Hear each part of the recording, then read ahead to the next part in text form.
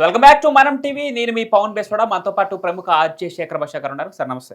ఇప్పుడు రాజ్ తరుణ్ లావణ్య వ్యవహారం మరొకసారి తెర మీదకి వచ్చింది. దాంట్లో లీడ్ రోల్ పోషిస్తుంది ఇల్లు. ఆ ఇంటిని రాజ్ తరుణ్ లావణ్య కలిసి, అంటే వారు ఒక పొలిటీషియన్ దగ్గర అప్పు తీసుకోవడం జరిగిందని, ఆ పొలిటీషియన్ రేపో మాపో ఆ ఇంటిని ఆక్యుపై చేసుకోవడం జరుగుతుందని పెద్ద ఎత్తున ప్రచారం జరుగుతుంది. ఇందులో నిజమెంత? అసలు మీకు తెలిస్తే ఆ పొలిటీషియన్ ఎవరు? దీంతో పాటు లావణ్యకు సంబంధించి అక్రమ సంబంధాలు, డ్రగ్స్ వ్యవహారం, ఇంకా ఇతరత్ర మీకు తెలిసిన కొన్ని, మాకు చెప్పనివి కొన్ని ఉంటే, అవి కాకుండా మరొక కోణం ఏదో ఉంది. దానికి సంబంధించిన బాధితులు కొంతమంది మిమ్మల్ని ఇప్పటికే ఆశ్రయించారు అనే నిజం మాకు తెలిసింది. సో ఆ డీటెయిల్స్ కూడా వెల్లడిస్తారనుకుంటున్నాం. చెప్తా. సో నేను చాలా రోజుల నుంచి వెయిట్ చేస్తున్నా, ఎవడి పొలిటీషియన్. నాకు చాలా రోజుల క్రితమే ఈయన ప్రస్తావన ఉంది. ఓకే. సో లావణ్యకి సంబంధించి మనం పోలీస్ ఆఫీసర్స్తో సంబంధాలు చూసాం, లాయర్లతో స్విమ్మింగ్ పూల్లో లింకులు చూసాం, ఓకే, ఇంకా మస్తాన్ సాయి, చింటూ, ఇంకా రకరకాలు ఇవన్నీ కూడా చూస్తున్నాం. సో ఈ కేటగిరీలో ఒక పొలిటీషియన్ కూడా ఉన్నాడు అనే డౌట్ ఇప్పుడు వస్తుంది. అవును.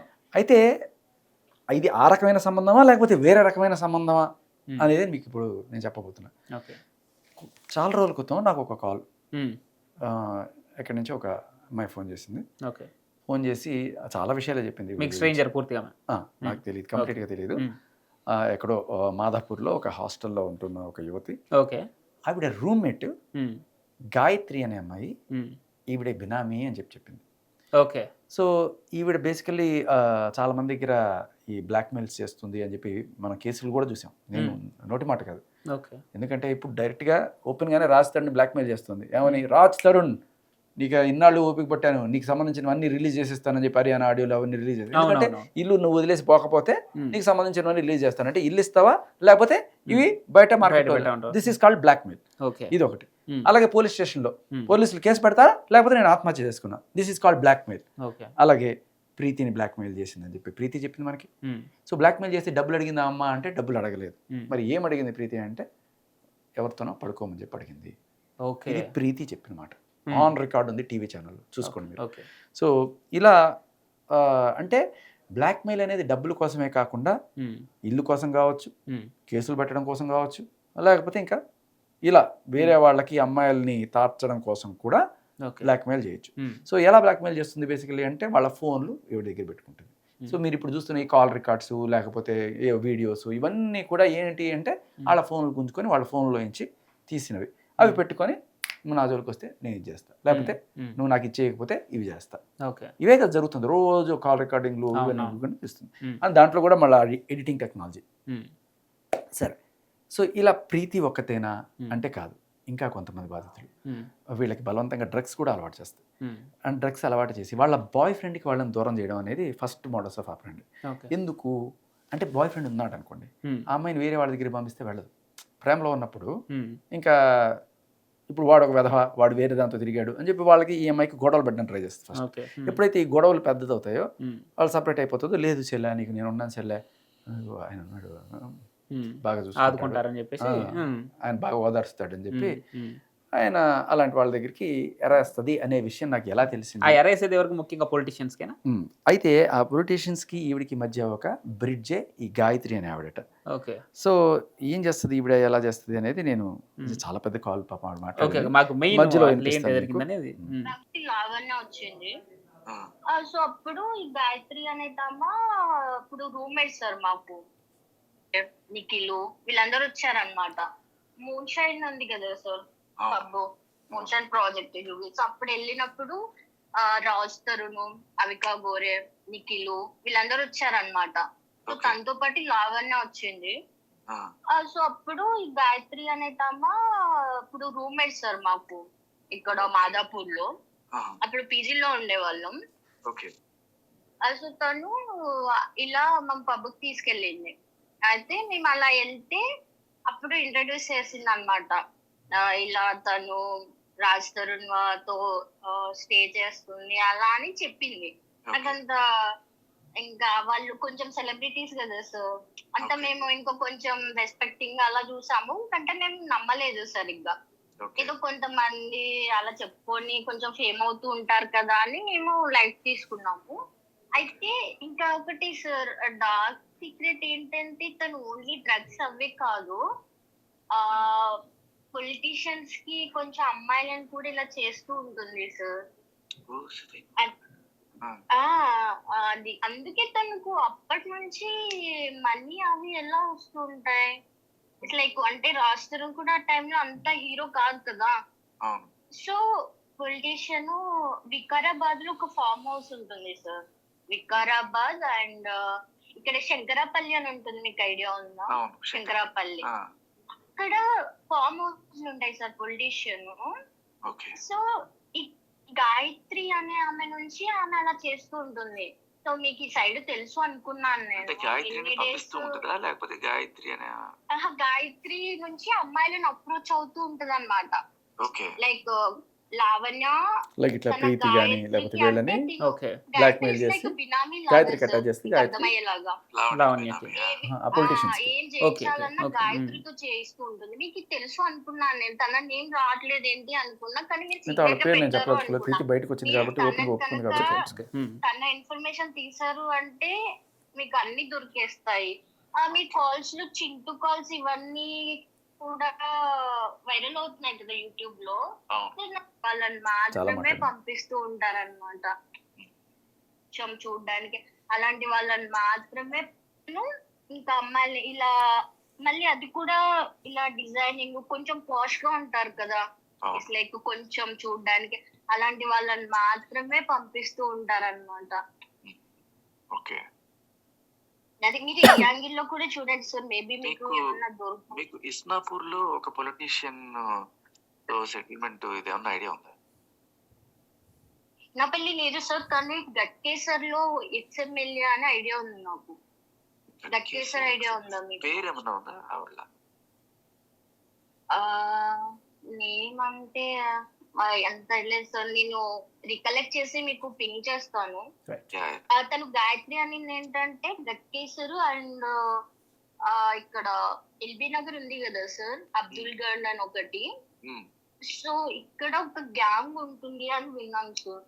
పొలిటీషియన్ అక్కడ అబ్దుల్ గఢ్ లో ఒక గ్యాంగ్ ఉంటది. అక్కడ ఒక కాలేజ్ ఉంటుంది చూడండి సార్, అబ్దుల్ గఢ్. ఆ కాలేజీ దగ్గర ఒక గ్యాంగ్ ఉంటుంది అని తెలుసు నాకు. కానీ గట్కేసర్ ఎక్స్ఎంఎల్ఏ అని మాత్రం బాగా అంటూ ఉండేది గాయత్రి అలా ఫోన్ లో మాట్లాడుతూ.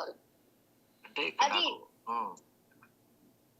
మనీ అంతా పేపర్స్ లో ఇలా చుట్టేసి హ్యాండ్ బ్యాగ్ లో పెట్టుకునే వాళ్ళు సార్. ఆ 2017-18 టైంలోనే. అంటే వాళ్ళు అలా ఇచ్చేవాళ్ళు అనమాట. అకౌంట్స్ కానీ ఇలా ఉండేది కదా, నెట్ క్యాష్ అలా ఇచ్చేవాళ్ళు. ఇంకా మనకు మరి కేసు ఇలా అవుతుందని మనకు తెలియదు కదా సార్ అంత కనుక్కోవడానికి. జనరల్ గా అప్పుడు ఏదేదో నార్మల్ గా మాట్లాడేవాళ్ళు. మేబీ మీకు ఏమైనా ఇష్యూస్ వస్తాయని మీరు ఈ మ్యాటర్ తీయలేదేమో, మీకు తెలిసేమో అనుకున్నాను నేను. మీరు ఈ యాంగిల్ లో మాత్రం చేయండి సార్. అలా మీ లావణ బయటకి ఇవ్వని కూడా ఇవ్వదు ఇంటర్వ్యూస్. ఆమె మాట వస్తే మాత్రం లేదంట యుఎస్ లో ఉంది. నేను ఇప్పుడు ఫ్రెండ్స్ మీకు ప్రాపర్ ఎవిడెన్స్ ఇద్దామని నేను చాలా ట్రై చేశాను సార్. అక్కడ ఫ్యాషన్ డిజైనింగ్ చేసేది సార్ ఇక్కడ హైటెక్ సిటీలో. నేనే అది సార్. కానీ మెయింటెనెన్స్ చాలా రిచ్ గా ఉండేది, చాలా రిచ్ గా ఉండేది. ఇట్స్ లైక్ చెప్పకూడదు కానీ ఇక్కడ ఇట్లా ప్రాస్టిట్యూట్స్ ఉంటారు చూడండి సార్, రెడీ అయిపోయి బాగా ఇలా లైక్ అలా ఉండేది అనమాట. జస్ట్ తను ఫ్రెండ్షిప్ చేసేది కూడా కొంచెం బాగా చూడడానికి బాగుండే అమ్మాయిని అలా అలా పంపించేది. అయితే నేను ఇండైరెక్ట్ గా ఒకసారి మేము అన్నప్పుడు అనింది అనమాట, ఇవన్నీ మీకు కాంటాక్ట్స్ ఎలా తెలుస్తాయి, పొలిటీషియన్ ఇవంతా డేటా ఎలా వచ్చింది అంటే. నేను దీది అనేదని సార్. నేను దీది అలా అంటే తెలుగు అమ్మాయి సార్, ఇక్కడ వైజాగ్ అమ్మాయి. మీకు ఎలా తెలుసు అంటే నాకు హీరోల నుంచి కాంటాక్ట్స్ ఉంటాయి, నీకు ఏ హీరోతో మాట్లాడాలని ఉందా చెప్పు అలా అనేది. అప్పుడు హీరోస్ అవి ఇవి అంటే ఇప్పుడు అంత సోషల్ మీడియా అంత యాక్టివ్ గా లేదు కదా సార్ అప్పుడు. అందుకని మేము నమ్మే వాళ్ళం కాదు. ఏంటి అలా అంత తెలిసే అంత హీరోలు అంత ఈజీ మేము నమ్మేది కాదు. ఇవన్నీ మీకు ఎలా తెలుస్తాయి అంటే మా ఫ్రెండ్ ఉంది లావణ్య అని, తనకు రాజధానికి మంచి ఇది ఉంటది, తనే ఇవన్నీ చేసేది అని ఒకసారి బాగా డ్రింక్ చేసి ఫ్లో లో చెప్పేసింది సార్. అది ఇప్పుడు యుఎస్ లో ఉంది సార్. నేనే ట్రై చేస్తున్నాను. తను ఎవరికి యాక్చువల్ గా ఎవరికి చెప్పదు సార్. నేను వెయిట్ చేస్తున్నాను ఓకే. ఆ టైంలో ఈమె డ్రగ్స్ అవి కాకుండా ఇది మాత్రం పక్కా ఇన్ఫర్మేషన్ సార్. పొలిటీషియన్స్ మాత్రం ఆ ఇద్దరు అమ్మాయిలు కూడా కాంటాక్ట్ చేస్తా ఉంటే అది మిస్ అయిపోయింది సార్. అసలు లేదు ఇది గాని